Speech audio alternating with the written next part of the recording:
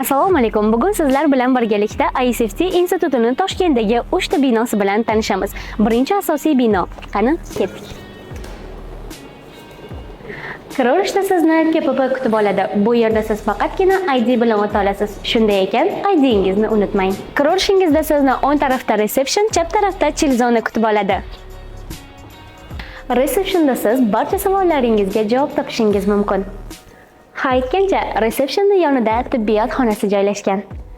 Bu yer chill zona. Siz bu yerda dars qilishingiz yoki do'stlaringiz bilan maroqli suhbat qurishingiz mumkin. Aytgancha, kitob mutolaasini sevsangiz, chill zonaning yonida kutubxona joylashgan. Bu yerda siz istalgan janrdagi kitoblarni topishingiz mumkin. Bu yer oshxona. Oshxonamiz -1-qavatda joylashgan. Bu yerda siz bizning taomlarimizdan iste'mol qilishingiz mumkin. Binoyimiz 6 qavatdan iborat. 2-chi, 3-chi, 4-chi, 5-chi qavatlarda o'quv xonalari joylashgan. 6-qavatda sport zal. Sport zalimizda siz bir nechta sport turlari bilan shug'ullanishingiz mumkin. Masalan, basketbol, mini futbol, voleybol, tennis va badminton. Endi ikkinchi binoyimiz bilan tanishamiz. Darsga kirishingizdan oldin erta tongda sizni qaynoqqina qahvalar kutib oladi. IDingiz yoningizdami?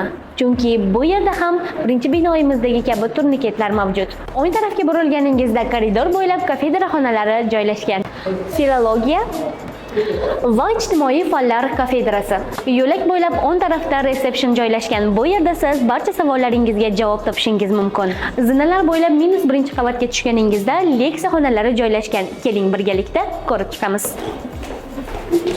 Bu qavatda 4 ta leksiya xonalari joylashgan. Leksiya xonalarimizda siz professional ustozlarimizdan ma'ruza tinglashingiz mumkin. Qolgan barcha qavatlarda o'quv xonalari joylashgan. Bu 3-chi binoyimiz. Keling, uni ham birgalikda ko'rib chiqamiz. Bu yerda ham ikkita binoyimiz kabi turniketlar joylashgan. Mana shu yo'l orqali institutimiz hovlisiga kirishingiz mumkin. Kirib kelishingizdan chap tarafda reseption kutib oladi va 1-chi, 2-chi, 3-chi qavatlarda o'quv xonalari joylashgan. Reseptiondan o'ng tarafda koridor bo'ylab o'quv xonalari hamda tibbiyot xonasi joylashgan.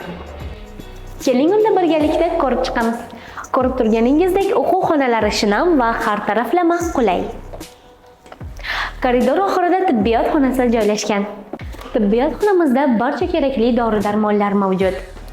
Yo'lak oxirida joylashgan zinalar orqali 2-chi, 3-chi qavatdagi o'quv xonalariga ko'tarilishingiz mumkin.